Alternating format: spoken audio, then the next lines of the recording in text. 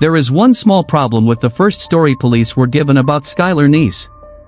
Her best friend said Skylar had already gone out with them that night. Sheila Eddy told Skylar's parents that she and another friend had picked Skylar up around 11 p.m. They drove around for less than an hour. Nothing dramatic. Just 3 teenage girls getting out of the house during summer break. According to Sheila, they brought Skylar back around midnight, dropped her about a block from her apartment so the car would not wake her parents, watched her start walking toward home, and left. It sounds simple. Actually, for a frightened family, it sounds comforting. Skylar had been with people she trusted. She had been brought back close to home. Whatever happened must have happened during that short walk from the car to the apartment. Except there was a camera outside Skylar's building. And that camera showed something that should have been impossible if Sheila's story was true. Around 12:30 in the morning, Skylar climbed out of her bedroom window. Not into it. Out. She removed the screen, used a small stool below the window, came down to the ground and ran toward a car waiting nearby. She did not appear confused. She did not appear forced. She went directly to the vehicle and got into the back seat. So stop here for a second. If Skylar was supposedly picked up around 11, driven around, and returned around midnight, why did a camera show her leaving home for what looked like the first time at 12:30? That half hour would eventually become one of the first cracks in a story that kept changing shape. But nobody knew that yet. On the afternoon of July 6, 2012, Skylar's father, Dave Neese, was not looking for contradictions in a police file. He was looking for his daughter. Dave and his wife, Mary, had left for work that morning like they normally did. Skylar's bedroom door was closed. It was summer. She was a teenager. Sleeping late was not unusual, so neither parent had any reason to wake her. Dave came home around noon.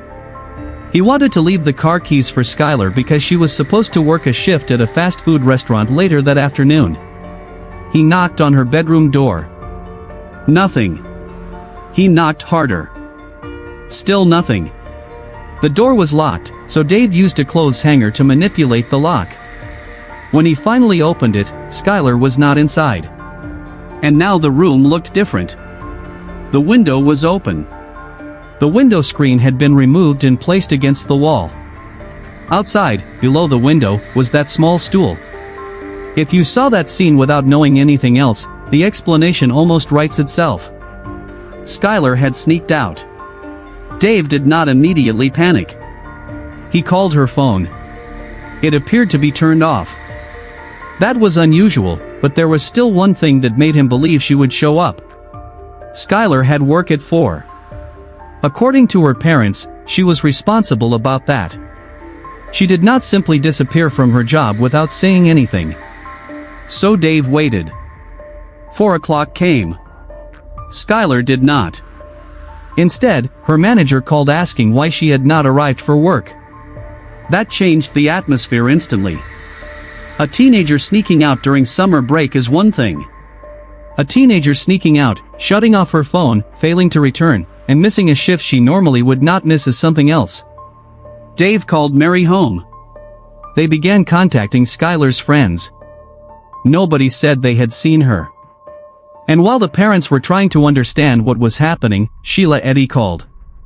Sheila was not some distant classmate whose name appeared randomly in Skylar's phone. She was one of the closest people in Skylar's life. And that matters, because the entire early direction of this case depends on one simple question. Why did Skylar's parents trust her? To understand that, we have to move away from the missing person investigation for a moment. Not far. Just far enough to understand why, when Sheila spoke, Dave and Mary listened. Skylar was an only child. She met Sheila when they were both young. According to the account in this case file, Sheila came from a household that had gone through financial strain and divorce. Dave and Mary became close to her. They drove her places. She ate at their home. She stayed overnight. Dave did not see Sheila as simply his daughter's friend. He saw her almost like a second daughter. The girls were separated for a period when they attended different schools, but they eventually ended up together again during their high school years. The friendship picked up quickly. School together. Weekends together. Breaks together. And eventually another girl joined them. Rachel Schoaf. Rachel came from a different background. The source file describes her family as relatively comfortable financially and notes that she had previously attended private school. Once Rachel became close with Skylar and Sheila, the three girls seemed almost inseparable. Their social media reflected that image constantly. Pictures. Jokes. Posts. The kind of teenage friendship that looks permanent when you see it from the outside. Which is why Sheila's phone call did not sound like the statement of a suspicious stranger. It sounded like help. She told Skylar's parents that Rachel and Skylar had been together the night before. According to Sheila, she and Rachel picked Skylar up around 11 p.m. They drove around Morgantown for less than an hour. When they brought Skylar back, they stopped about a block away because they did not want the sound of the car to wake Dave and Mary. Skylar, Sheila said, got out and walked toward home. That was the last time Sheila claimed to have seen her. Dave believed her. And honestly, if you were in his position, why wouldn't you? This was a girl who had grown up around his family. If Sheila said she had safely brought Skylar back, the obvious question was no longer, what happened while Skylar was with Sheila? The question became, what happened during the walk home? An abduction? A stranger? Someone waiting nearby? Dave called police. Officers came to the apartment and examined Skylar's room. There was no obvious sign of forced entry. No sign of a struggle. The bedroom was not torn apart. The window screen had been deliberately removed. The stool outside looked like something Skylar had placed there herself. And when police obtained surveillance footage from outside the building, the images seemed to support the simplest theory. Skylar left willingly. She climbed out the window. She ran toward a vehicle. She got inside. No visible struggle. No visible force. So the early assumption became voluntary runaway. And if you only had the bedroom and the first few seconds of that surveillance video, you might understand why. But Dave and Mary noticed two things in Skylar's room that bothered them. Her phone charger was still plugged into the wall. And items related to her contact lenses were still there. Think about what that suggests. Someone planning to run away for any meaningful amount of time normally prepares for being gone. Skylar apparently had not. The room looked less like a teenager permanently leaving home and more like a teenager who expected to be back soon. Sneak out. Meet friends. Come back before anyone notices. That interpretation fits the stool. It fits the removed screen. It fits the fact that she left through a window instead of simply walking out the door. And suddenly the surveillance video becomes more complicated. Because yes, Skylar left voluntarily. But voluntarily leaving your bedroom is not the same thing as voluntarily disappearing forever. Police procedures limited the immediate response described in the source material, and an Amber Alert was not activated because investigators did not have evidence that Skylar had been abducted or was facing an obvious immediate threat. The footage showed her willingly approaching a vehicle. Dave and Mary were left with something no parent wants to hear. Wait. So they began searching themselves. They printed missing person flyers. They posted them around town. Word spread. And Sheila showed up to help. She helped distribute flyers. When Mary broke down, Sheila hugged her. She cried with the family. She repeatedly told them Skylar would come home. She stayed close. According to the source file, she even spent nights in Skylar's home and slept in Skylar's bed. She posted emotional messages online. Come home. I miss you. You are my sister. We are waiting for you. From the outside, Sheila looked like exactly what you would expect a devastated best friend to look like. Maybe even more devastated than you would expect. And that eventually became part of the problem. Because police began noticing that Sheila was not only asking how the family was doing. She kept asking about the investigation. What had police found? Had they identified the vehicle? Did they have new suspects? Did they know anything from the surveillance? Now, be careful here. A missing girl's friend asking police questions is not evidence of a crime. It could be perfectly normal. But investigators began wondering whether Sheila was worried about Skylar, or worried about how much investigators knew. Rachel's behavior created a different kind of discomfort. While Sheila stayed visibly involved with the search, Rachel went ahead with plans to attend a summer camp. She appeared in photographs smiling. She continued normal activities. People noticed. And soon the town was not only asking where Skylar was. People were asking why the two girls who had supposedly been closest to her were behaving so differently.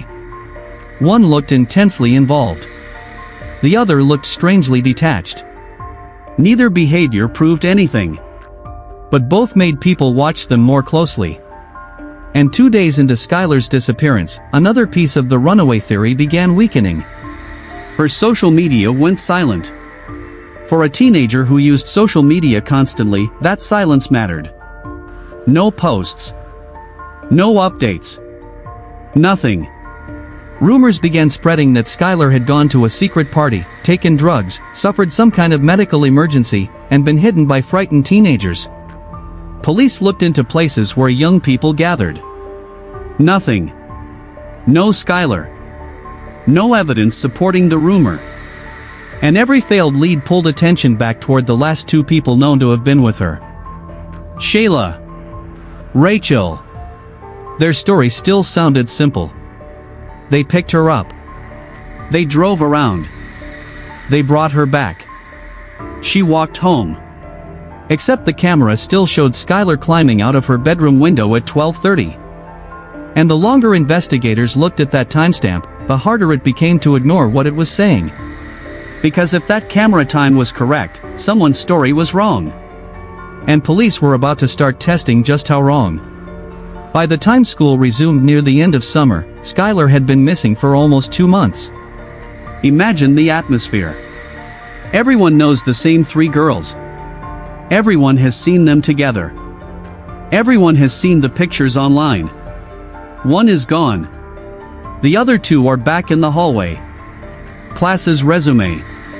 Students talk. Rumors grow. And Sheila and Rachel become impossible to ignore.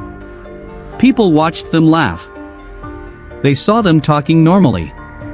They saw them living their lives. And some students became angry. Messages began appearing on social media. If Skylar was really your best friend, why are you acting normal? If you know something, say something. People accused them openly. Some told them to confess. Now we have to keep one thing straight. Teenage rumors are not evidence. Social media accusations are not evidence. A person laughing after someone disappears does not make that person a murderer. Police needed something much stronger than public suspicion. That stronger pressure arrived when federal investigators became involved in early September. The FBI began examining the social media history surrounding the three girls. And Skylar's own posts started to look different once investigators read them in the context of her disappearance. Less than 2 days before she vanished, Skylar had written messages expressing anger and distrust. One post complained that it did not take much to make her angry. Another was more pointed. "You're always doing this. This is why I can never completely trust you." There was also a message about revealing someone's secrets. On their own, these are teenage posts. They can mean almost anything. Friend drama. An argument. Jealousy. A private joke. You cannot build a murder case from vague social media messages. But investigators were not trying to solve the case with one tweet. They were looking for friction. And now they had it. The public image had been three inseparable friends. Skylar's own words suggested something underneath that image was breaking. Police brought Sheila and Rachel in again. This time they were separated. And investigators asked a question that seems almost embarrassingly simple. When you dropped Skylar off and she started walking away, did she go left or right? That's it. left, or right? One girl said one direction. The other gave the opposite answer. Now maybe somebody forgets. Maybe somebody was tired. Maybe one person was not paying attention. Memory is imperfect. But this particular detail mattered because the girls claimed they had been together on a familiar road in their own area. If they had really watched Skylar walk away from the car, why could they not agree on the most basic direction she went? This was the first obvious fracture between their accounts. Investigators started looking harder at the vehicle connected to Sheila's household, a silver Toyota. The surveillance video outside Skylar's apartment was blurry, but police compared the general shape of the waiting vehicle and the height of the headlights with photographs of that Toyota. The similarities were significant enough to keep digging. And this is where the investigation becomes much more interesting. Because police did not need to guess where the car went. They could check. Sheila and Rachel claimed they drove toward Morgantown. Investigators began reviewing surveillance footage along the routes. Hour after hour. The silver car they were looking for did not appear going the direction the girls claimed. Instead, investigators found indications that the vehicle traveled in the opposite direction. Okay. That changes things. A wrong answer about left or right could be bad memory. A questionable timestamp could be misunderstood. But if the car itself went away from the place the girls said they visited, now you are no longer dealing with one strange detail. You are dealing with a pattern. So police looked at the phones. Cell site information from that night placed the phones associated with all three girls away from Morgantown. The signals appeared roughly 20 miles, or about 32 kilometers, from Star City, near a remote area around the county line. Read that again mentally. Three girls say they spent the night driving around the city. Phone data places them in a rural area. Why? What were three teenage girls doing out there in the middle of the night? Investigators began checking businesses along the likely route. Gas stations. Convenience stores. Places open 24 hours. And eventually they found a video. A silver car pulls into a convenience store. Three girls get out. Rachel. Sheila. And a third girl whose build, hair and clothing appear consistent with Skylar. The footage is not perfect. But it is enough to create an enormous problem. Because Skylar is not walking home alone near her apartment. She is still with Sheila and Rachel. Far from the route they described. And apparently headed toward the remote area indicated by the cell site records. This is the moment when the first story collapses. Not partially. Completely. The girls had not simply misremembered which street they used. They had created a false trip. False destination. False drop-off. False last sighting. When investigators showed Dave and Mary the combination of surveillance and phone data, the implications were brutal. The girl who had stood beside them putting up flyers had been lying. The girl who hugged Mary while she cried had been lying. The girl Dave trusted like family had not told them where Skylar really went. Dave had even defended Sheila when police questioned her aggressively. He believed she was another grieving teenager. Now he had to process a different possibility. Sheila might know much more about Skylar's disappearance than she was admitting. Police confronted Rachel in December. Her original story could no longer survive the evidence. So the story changed. Yes, she said. They had gone to a wooded area that night. But Skylar became upset. According to this new version, Skylar wanted to be alone. She walked into the dark woods. Sheila and Rachel waited. They called for her. They searched. They could not find her. Eventually they left. One day later, investigators questioned Sheila. Her version was essentially the same. Now stop. This is important. 4 months, the girl said Skylar had been dropped near home. Police proved that was false. Immediately, a new explanation appears. Yes, Skylar was with us. Yes, we went to the remote area. But she walked away by herself. You can see how the problem keeps moving. First Skylar disappeared while walking home. Now Skylar disappeared while walking into the woods. The location changes. The basic defense does not. Skylar left us. We do not know what happened afterward. Police had proven deception. But deception is not murder. That distinction matters. A prosecutor cannot simply say, they lied, therefore they killed her. Maybe something happened in the woods. Maybe Skylar ran away. Maybe the girls panicked. Maybe they were hiding drug use, a fight, or something embarrassing. Investigators needed more. They tried another form of pressure. Polygraph examinations. Polygraphs generally have limits in court, but they can still be useful during an investigation as an interrogation tool. Sheila went first. According to the source material, investigators believed her physiological responses indicated deception when questions focused on Skylar and whether she had returned home. Sheila appeared calm. Very calm. But investigators believed the test suggested she was lying. Rachel initially agreed to take one as well. Her father drove her toward the police station. And something happened in the car. Rachel began screaming. She became extremely distressed. According to the account in this file, she struck the windows and tried to get out of the vehicle. Her father restrained her. She did not complete the test. She was admitted for psychiatric treatment. You could interpret that reaction many ways. Fear. Stress. Mental health crisis. Guilt. None of those interpretations by themselves are proof. But investigators now had a young woman who had lied about the night Skylar disappeared, been contradicted by surveillance and phone data, changed her story only when confronted with evidence, and then experienced an extreme breakdown on the way to further questioning. And a few weeks later, Rachel walked back into the police station. This time she had a lawyer. This time she was ready to tell a different story. And the first sentence of that story changed the entire case. January 3, 2013.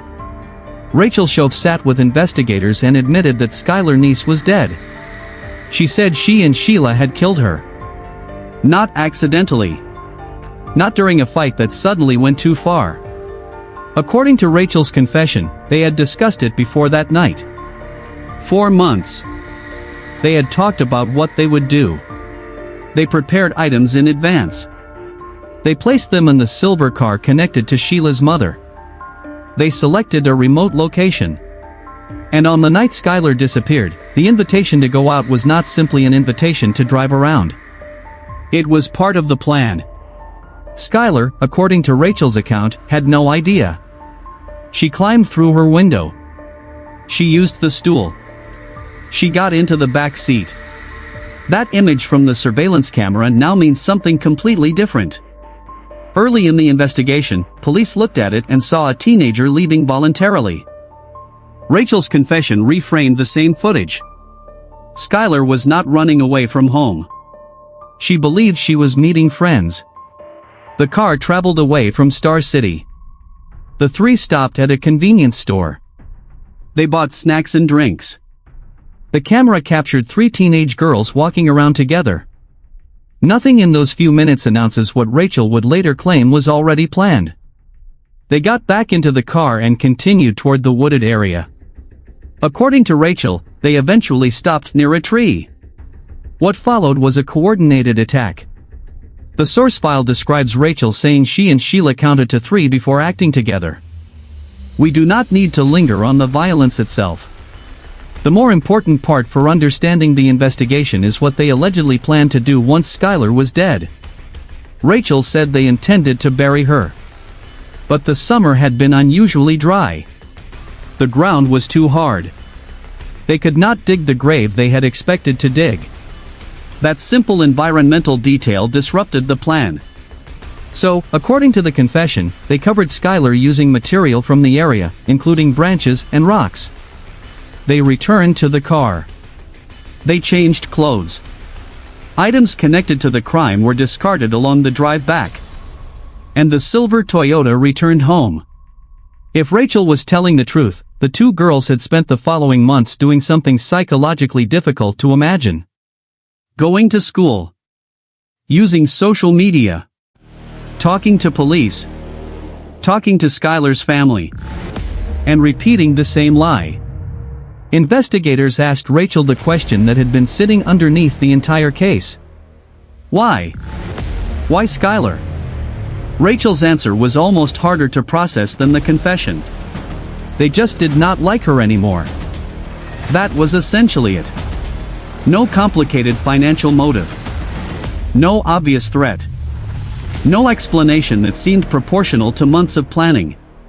We just didn't like her anymore. Read that sentence next to the alleged preparation. Planning. Supplies. A remote location. A coordinated attack. A disposal plan. Months of lying. Something does not fit. Maybe the statement was true in some limited sense. Maybe the friendship had deteriorated so badly that resentment became part of the motive. But investigators had reason to suspect the explanation was incomplete. Skylar's angry social media posts suddenly mattered again. The distrust. The reference to secrets. The implication that she knew something about the other girls. Still, investigators had a more urgent problem than motive. They needed Skylar. Rachel agreed to take police to the area where she said Skylar had been left. It was winter now. Snow covered the woods. Rachel stood among the trees trying to identify a place she had last seen in darkness months earlier. She could not pinpoint it. According to her account, the night had been dark and she had been panicked. Investigators searched the area she indicated. Bushes. Rock piles. Ground features. Nothing. This creates a strange legal position. Police have a confession. But look at who gave it. Rachel had lied repeatedly. She had recently received psychiatric treatment. There was no body yet. No murder weapon. No independent eyewitness to the killing. A defense attorney could attack almost every part of her credibility. If police immediately arrested Sheila based only on Rachel's statement, they risked moving before the evidence was ready. They also risked warning Sheila that Rachel had confessed.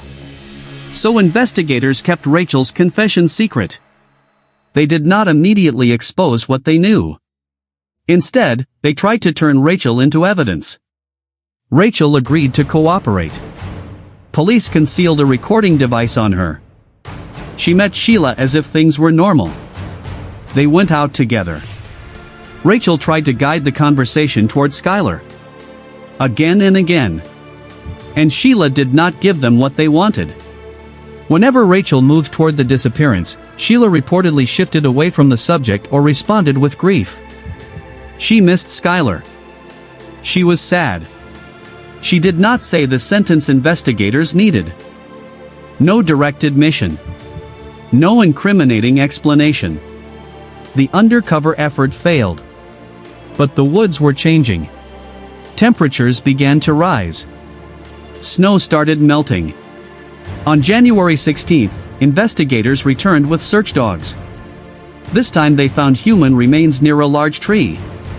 The condition of the remains made immediate identification difficult. For nearly 2 more months, the Neese family still did not have official confirmation. On March 13th, dental records and DNA established the identity. Skylar Neese had been found. And here is one of the most unsettling parts of the entire file. Sheila did not know Rachel had already confessed. As far as Sheila understood, the public version of the investigation had not changed. When word spread that Skylar's remains had been located, Sheila reacted publicly. According to the source account, she cried in school. She wrote online about missing Skylar. The performance of grief continued even after the person she was grieving had been found. But police were no longer relying only on behavior. They had the car. The silver Toyota had been present in the timeline from the beginning. A vehicle resembling it had appeared outside Skylar's apartment. The route evidence connected it to the trip away from Morgantown. The convenience store footage placed the girls together along that journey. Now forensic investigators searched the Toyota carefully. Inside the spare tire well in the trunk, they found a very small blood trace. DNA testing matched the blood to Skylar. That changes the case again. A confession can be challenged. A liar can lie again. But DNA inside the vehicle Rachel described creates independent corroboration. The car had carried Skylar. Skylar's blood had been inside it. The evidence was starting to close around the story Rachel had given police. May 1st, Rachel formally entered the legal process connected to her confession. Within hours, police found Sheila at a local restaurant and arrested her. For months, investigators had been forced to ask what Sheila knew. Now the question was no longer whether Skylar had simply disappeared after leaving the two girls. The case had moved into a completely different phase. But even with the arrest, one question remained strangely unresolved. Why? Because "we didn't like her anymore" still did not explain what police had uncovered. And the answer, or at least a later explanation for it, would stay buried far longer than Skylar did. Before we move into the courtroom, I want to go back to something. Because if you focus only on the confession, DNA and sentencing, you miss the detail that makes this case so difficult to shake. Sheila did not disappear after Skylar vanished. She moved closer. She helped search. She stayed around Skylar's parents. She comforted Mary. She asked about investigative progress. She posted messages saying she missed her friend. She apparently slept in Skylar's bed. Imagine that from Dave and Mary's perspective. This was not a suspicious outsider forcing her way into the family. This was someone they already loved. Dave had known Sheila since she was a child. He had fed her, driven her around, opened his home to her, trusted her. When police pushed too hard, Dave defended her because he believed she was grieving too. That trust is not a side detail. It is one of the reasons the early deception worked. If a random person told Dave, "I dropped your daughter off near midnight," maybe he asks 10 questions. Where? What street? Who else was there? Why did you leave her alone? But Sheila was family in his mind. Her word had history behind it. And that makes the early lie more powerful than the lie itself. The lie came from the person least likely to be doubted. It also explains why the missing person investigation initially pointed away from the two friends. Sheila supplied an alternate crime scene. The walk home. If police believed Skylar had been dropped near the apartment, the natural search area shifted back toward Star City. Unknown people. Unknown vehicles. Unknown encounters. The real route, according to Rachel's eventual confession and the later evidence, went the opposite direction. That is a huge investigative difference. And the case only started correcting itself because physical and digital evidence kept refusing to support the story. The apartment camera said Skylar left later than Sheila claimed. The road surveillance contradicted the direction of travel. The cell site information contradicted the supposed destination. The convenience store footage contradicted the claim that Skylar had already been dropped off. And the DNA contradicted the idea that nothing happened in the car connected to Sheila. This is why the case works almost like a chain. No single link has to carry everything. One clue proves a time discrepancy. Another proves a route discrepancy. Another proves the girls stayed together. Another supports Rachel's later confession. Each layer strips away another possible explanation. And meanwhile, Sheila keeps behaving publicly like a friend who wants answers. There is another social media detail in the source file that became widely discussed. Before her arrest, Sheila posted a message referencing counting to 3 and doing something together. The wording attracted enormous attention later because Rachel had described the two girls counting to 3 before attacking Skylar. No one can know from the post alone exactly what Sheila intended. It may have been unrelated language. It may have been a private reference. It may have been something darker.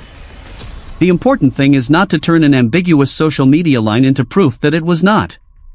By the time investigators had a confession, Skylar's remains and DNA from the car, they did not need a cryptic tweet to prove the case. But the message became disturbing in hindsight because of how closely it seemed to echo Rachel's description. That is another recurring theme in this file. Information changes meaning depending on when you see it.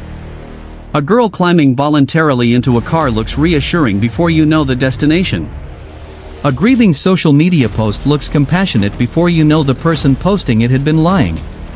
A friendship argument looks ordinary before you know someone is dead. A strange line about counting to 3 looks like nothing until a confession gives it context. The danger, of course, is hindsight. Once you know the ending, everything can start looking like a clue. Investigators did not have that luxury. They had to prove the meaning. Rachel's cooperation changed her legal position significantly. She admitted guilt to second-degree murder. According to the source file, she received a 30-year sentence and could seek parole after serving 10 years. During sentencing, Rachel apologized to Skylar's family. She also suggested she had been pulled into something she did not want to do. Dave and Mary rejected that attempt to distance herself from responsibility. The case against Sheila was treated more severely. She ultimately pleaded guilty to first-degree murder. She received a life sentence with the possibility of parole after 15 years. The girls had been minors when Skylar was killed, but the seriousness and alleged premeditation led the system to handle the case with adult-level consequences. For many crime stories, sentencing is where the narrative stops. Person convicted. Number of years announced. Case closed. This one does not really end there. Dave and Mary also pursued a civil case against the parents of the 2 offenders. The source describes a judgment of $5 million. The point, from the family's perspective, was not necessarily the expectation that the full amount would ever be paid. They wanted to limit the possibility that people connected to Skylar's death might someday profit from books, documentaries, or exclusive stories.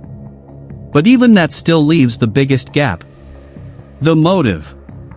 Imagine being Skylar's parents and hearing that 2 people your daughter trusted planned to kill her for months. You ask why. And the answer you are given is essentially, "We stopped liking her." That answer leaves nowhere for grief to land. If someone dies during a robbery, you can understand the criminal objective even when the act is unforgivable. If someone is killed during a domestic conflict, investigators often find a history that helps explain escalation. But here the explanation sounded almost childish. Friendship ended. So murder was planned. Police suspected there was more. Skylar's own messages suggested there was more. But for years, there was no complete public answer. And the deeper explanation described in the source file did not emerge until roughly a decade later. By 2023, Rachel had served enough time to seek parole. A parole hearing is not a new trial. She had already pleaded guilty. The question was whether she had taken responsibility, demonstrated rehabilitation, and could eventually be considered for release. According to the account in the source file, Rachel gave a fuller explanation for the motive during this later period. And we need to handle this carefully. This later explanation comes from Rachel, one of the people convicted in Skylar's death. So it should not automatically be treated as unquestionable fact simply because she said it years later. But it does offer a possible answer to the question investigators had been asking from the beginning.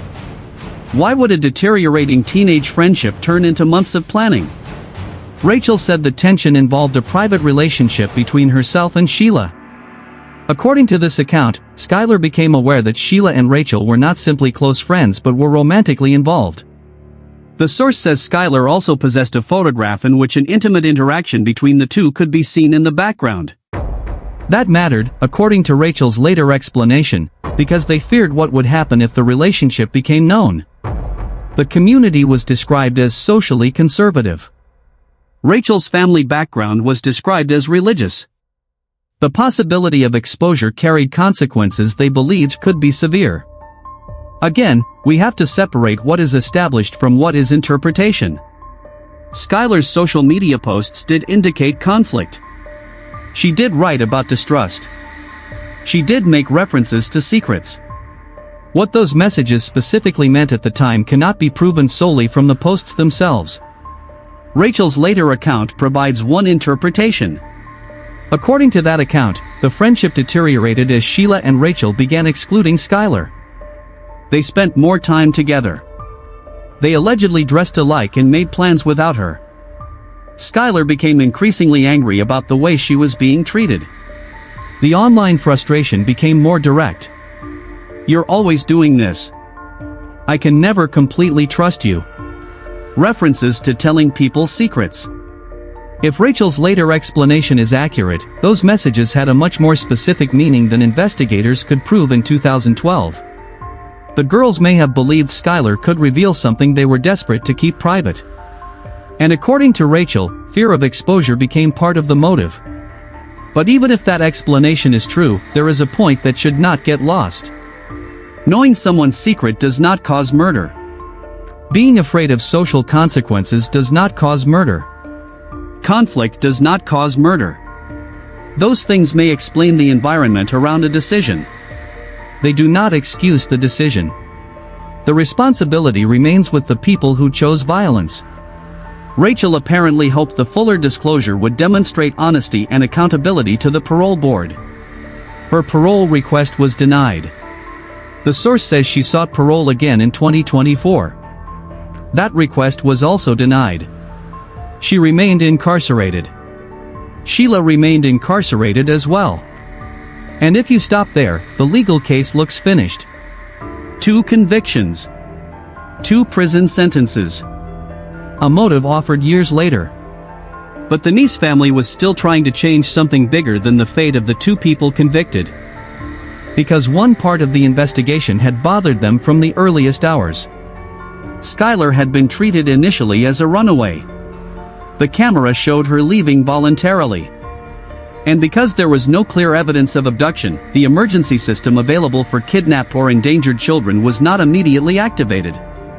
The brutal irony is that by the time Skylar climbed into that car, according to Rachel's confession, the plan may already have been in motion. Whether a faster alert could have saved her is impossible to know. Maybe not. Possibly there was no realistic window left. But Dave and Mary focused on a broader question. What happens when a child leaves voluntarily but is still in danger? Does the absence of obvious abduction mean the danger is lower? Skylar's case showed how misleading that assumption can be. A teenager can willingly enter a friend's car. That does not mean the teenager knows where the car is going. A missing child can appear to leave home voluntarily. That does not mean the child intends to stay away. The Neeses pushed for changes in how missing child cases were handled. The source file describes proposals aimed at eliminating forced waiting periods, reducing dependence on clear evidence of abduction before action, and allowing authorities to respond when there is reasonable concern that a missing child may be in danger. Legislation associated with the case became known as Skylar's Law. The file describes overwhelming support in the West Virginia House. For Dave and Mary, it could never return their daughter. But it meant Skylar's name would become connected to the way future missing child cases were evaluated. And that brings us back to the bedroom. The charger. The contact lens items. The open window. The stool. Small things. Nothing dramatic. No broken furniture. No obvious struggle. No blood on the floor. No message saying goodbye. If you had entered that room and looked only for a violent crime scene, you would not have found one. But Skylar's parents understood something before investigators could prove it. Their daughter had not packed to leave. She expected to come back. That was the clue hidden inside the absence of evidence. And the same pattern keeps repeating throughout the file. The camera did not show an abduction. But it showed the exact time that destroyed Sheila's story. The phone records did not show a murder. But they showed the girls were nowhere near the location they claimed. The convenience store camera did not show violence. It showed Skylar was still with them. The blood in the spare tire well did not explain motive. But it connected Skylar physically to the vehicle Rachel described. Every important breakthrough began with evidence that looked incomplete. And investigators had to ask the right question before it became useful. Now that we know where the investigation eventually went, go back to the first 24 hours and look at the case without hindsight. Dave opens Skylar's bedroom. She is gone. Window open. Screen removed. Stool outside. Police obtain video. Skylar climbs out voluntarily. What is the easiest conclusion? Teenager sneaks out. Teenager runs away. That conclusion was not irrational. The mistake would be treating it as the only possible explanation. Because other details were already pushing against it. Her charger was still there. Her personal items were still there. She had work. She did not show up. Her phone went dark. Her social media went silent. And a trusted friend gave a timeline that did not fit the camera. The problem was that those details did not arrive with labels. Nobody handed investigators a note saying, "This one matters." They had to notice the conflict. That is what makes the timestamp so important. 12:30 a.m. Not because 12:30 itself is dramatic. Because Sheila's first version depended on Skylar already being back by around midnight. The moment the timeline fails, investigators have to consider two possibilities. Maybe Sheila's time was simply wrong. Or maybe the entire trip she described never happened. The second possibility is much more serious. But you do not jump there immediately. You test it. That is exactly what the later investigation did. Was the car consistent? Possibly. Did it travel toward Morgantown? No. Where were the phones? Away from Morgantown. Was Skylar still with Sheila and Rachel? Convenience store footage strongly suggested yes. Can the girls agree on basic details? No.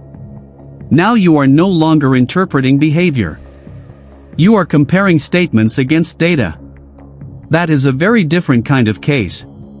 The girls could control what they said. They could not easily control the apartment camera. They could not rewrite historical cell site records. They could not make the convenience store recording disappear after police found it. And they apparently did not realize how many separate systems had captured pieces of the same trip. That is probably the strongest investigative lesson in the entire file. People often imagine evidence as one dramatic discovery. A weapon. A fingerprint. A confession. This case was built more slowly. Timestamp. Vehicle. Direction. Cell tower. Convenience store. Changed story. Polygraph pressure. Confession. Search location. Human remains. DNA.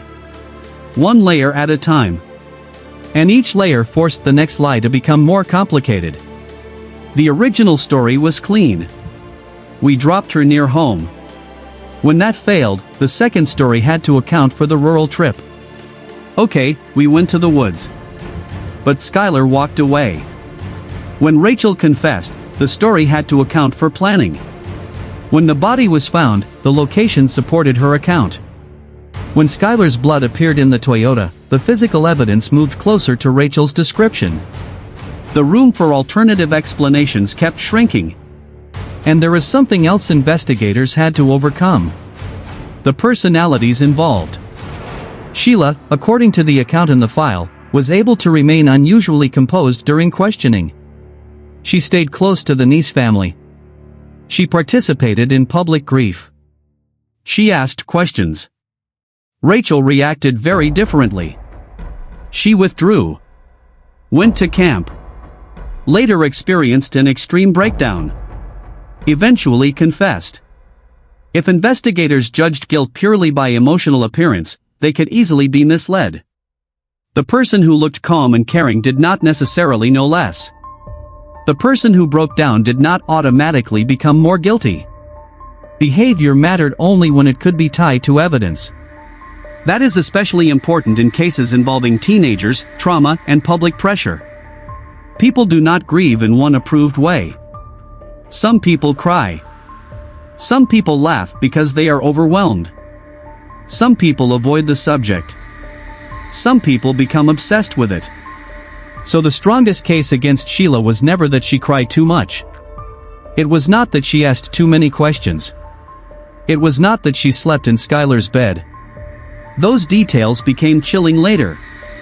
But chilling is not the same thing as evidentiary. The strongest case came from the contradiction between what she said and what the record showed. And that is why one of the most emotionally disturbing details of the case is also one investigators had to treat very carefully. Sheila was inside the search. She knew what the family knew. She could hear what they suspected. She could ask what police had discovered. If Rachel's confession was accurate, Sheila was not simply pretending to grieve. She was standing close enough to watch the investigation develop. Was every question she asked an attempt to monitor police? We cannot know. The source says investigators became suspicious of her repeated interest in investigative progress. But motive has to be separated from behavior. She might have been checking what they knew. She might also have understood that excessive silence would look suspicious. Either way, the effect was the same. She remained close to the people searching for Skylar. And for months, those people trusted her. There is a temptation with cases like this to search for one explanation that makes everything feel rational. A secret. Jealousy. Fear. Social rejection. Friendship conflict. But even after Rachel's later explanation, there is still a gap. Why murder? That question is not answered simply by identifying what the girls were fighting about. Teenagers lose friendships every day. Teenagers expose secrets. Teenagers threaten each other socially. Most do not spend months planning someone's death. So when Rachel initially said, "We just didn't like her anymore," investigators were right to feel that it sounded incomplete. But even the later explanation does not make the choice understandable in any normal sense. It gives context, not logic. According to the source, Skylar may have known about a romantic relationship Sheila and Rachel wanted hidden. She may have possessed a photograph that made them fear exposure. Her posts suggest anger and distrust. The friendship had deteriorated. Maybe they feared humiliation. Maybe they feared consequences at home. Maybe resentment and fear reinforced each other. But the exact internal balance of those motives belongs partly to the two people who planned the act. And people convicted of serious crimes are not always reliable narrators of their own motives. They minimize. They reframe. They protect themselves. They blame others. They sometimes genuinely do not understand their own decisions. Rachel's explanation came years later while she was seeking parole. That context matters. It does not mean the explanation was false. It means we should not treat it as if an objective recording of motives suddenly appeared 10 years later. The best we can say from this file is that the later account offers a possible deeper motive consistent with the existing evidence of friendship conflict and Skylar's references to secrets. That is stronger than pretending they stopped liking her explains everything. But it still does not make the decision rational. Maybe that is why this case remains disturbing.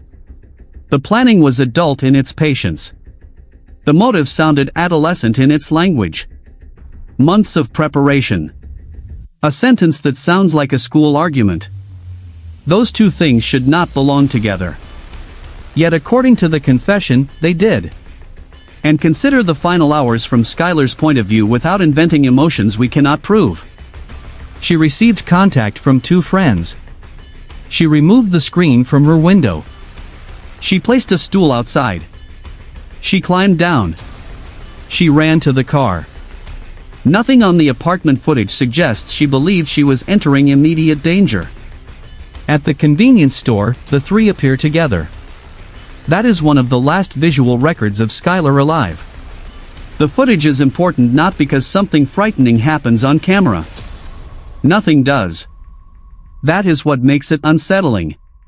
Three teenagers enter a store. They buy snacks and drinks. They leave. If you had been standing behind them in line, there would have been no reason to memorize their faces. The criminal act was not obvious. The danger existed inside information the victim apparently did not have. That is another reason an ordinary missing person label can become dangerous. Voluntary action does not equal informed action. Skylar chose to leave the apartment. She chose to enter the car. According to Rachel's confession, she did not know the actual plan. Those facts can exist at the same time. And that distinction later became central to the way Skylar's parents thought about missing child responses. The law enforcement question should not stop at, did this child leave willingly? It also has to ask, is there reason to believe the child may now be in danger? Because by the time danger becomes visible, the opportunity to intervene may already be gone. If you strip the case down to its investigative mechanics, the strongest clue is not actually the confession. The confession is the biggest turning point. But the strongest clue is the pattern that made the confession believable. Think about Rachel's credibility on January 3rd. She had lied. She had changed her story. She had experienced a mental health crisis. A good defense attorney would have attacked her account immediately. Why believe her now? Because pieces of her new story could be checked. She said they traveled to a remote area. The cell site records already placed the phones there. She said Skylar was with them. The convenience store camera had already supported that. She described the general disposal location. Human remains were found in the area she indicated. She described the car being involved. Skylar's blood was found inside the spare tire compartment. This is what turns a confession from a statement into corroborated evidence. Police do not have to trust the person completely. They test the details. And the same method had already destroyed the original alibi. Sheila and Rachel say Morgantown. Check the route. Wrong. They say Skylar was dropped home. Check the camera. Wrong. They imply she was no longer with them. Check the convenience store. Wrong. They say she disappeared in the woods voluntarily. Now Rachel changes that account completely. Check the location.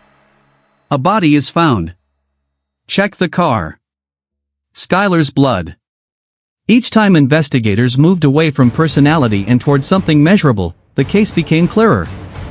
That is why the convenience store footage may be the most memorable visual evidence, but the tiny blood trace may be the most powerful physical evidence. The footage says they lied about where Skylar was. The blood helps connect the vehicle to what happened after. And the most powerful emotional evidence is not evidence in the courtroom sense at all. It is Sheila helping the family search. That detail does not prove the killing. But once guilt is established, it changes how the entire missing person period feels. Sheila knew Dave and Mary.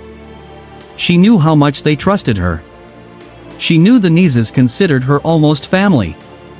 And according to the confession accepted in the case, she knew Skylar was not coming home. Yet she stood beside them while they waited. That is the detail many people remember long after they forget the dates. Not because it is legally decisive. Because it is psychologically difficult to understand. How do you hug a mother searching for her daughter while knowing what happened to that daughter? How do you post that you miss your friend? How do you sleep in her room? We can ask those questions. We cannot pretend we know the exact answer. Maybe it was calculated.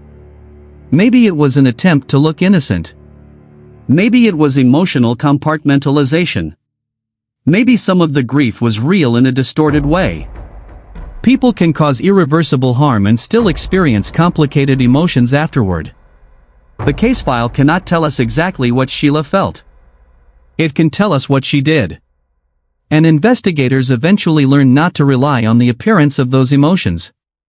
They relied on the contradictions. That difference is important. There is one image I keep coming back to in this file. Not the woods. Not the police station. Not the courtroom. The bedroom window. Because almost everything important is already sitting there in miniature. A teenager quietly removes a screen. She places a stool below the window. She climbs out. She runs toward people she knows. The camera captures the moment. For police, the footage initially makes the case look less urgent. No visible kidnapping. No visible force. She seems to be choosing to leave. But the same footage later becomes one of the first pieces of evidence showing that Sheila's timeline cannot be right. That is the strange thing about evidence. It does not always change. Sometimes our understanding of it changes. The image was the same on day 1 and month 3. Skylar climbed out around 12:30. What changed was the question being asked. First question. Did she leave willingly? Yes, apparently. Later question. Could Sheila really have picked her up around 11 and brought her back before midnight? Now the answer looked very different. And if that timeline is false, you reopen everything. Where did the car go? Who was inside? Why lie? The investigation expanded from that contradiction. That is why tiny details matter. The charger in the wall. The contact lens supplies. The missed work shift. The silent social media account. The timestamp. Left or right. The direction of the car. Phone towers. A convenience store camera. A microscopic blood trace in a spare tire well. None of them tells the whole story alone. Together, they make it increasingly difficult for the false story to survive. And maybe that is the final contradiction in Skylar Neese's case. The people accused of planning her death tried to create uncertainty. They gave investigators a false last sighting. They moved the supposed disappearance from one place to another. They suggested Skylar walked away voluntarily. They presented themselves publicly as grieving friends. But they were surrounded by ordinary systems recording ordinary information. A building camera. Traffic surveillance. Cell towers. A convenience store. Forensic testing. The truth did not appear all at once. It leaked out through systems nobody had designed specifically to solve Skylar's case. And once those pieces were placed beside each other, the lies became harder and harder to maintain. Dave and Mary never got the outcome they wanted. No conviction could give them their daughter back. No civil judgment could repair what happened. No later explanation of motive could make the decision understandable. The legal consequences mattered. Skylar's law mattered. But neither erases the original moment. A girl expected to go out for a little while. Her room suggests she planned to return. That is why the charger matters. That is why the stool matters. That is why the open window matters. They are ordinary objects that preserve an expectation. I'll be back. And she wasn't. Years later, the case still leaves uncomfortable questions. How can trust make an obvious suspect almost invisible? How much weight should police place on a person leaving voluntarily? How do you separate unusual behavior from actual evidence? How many lies can survive when digital records begin checking them one by one? And maybe the hardest question has nothing to do with technology. How can a friendship become so distorted that two people allegedly spend months planning the death of someone who once stood beside them in smiling photographs? There is no clean answer in this file. There is only the evidence. The first story said Skylar came home. The camera said she had not even left yet. The second story said she walked into the woods alone. Rachel eventually said that was false too. The public image said three best friends were inseparable. Skylar's own post suggested the relationship had already fractured badly. The early theory said runaway. Her bedroom suggested a girl who expected to return. And that may be the detail worth remembering most. Not every dangerous situation looks dangerous at the moment it begins. Sometimes the person gets into the car willingly. Sometimes the people beside them are trusted. Sometimes there is no broken door, no scream, no obvious threat. Sometimes the first sign that something is wrong is only a timestamp that does not fit. And if nobody goes back and asks why that timestamp is wrong, the truth can stay hidden for a very long time.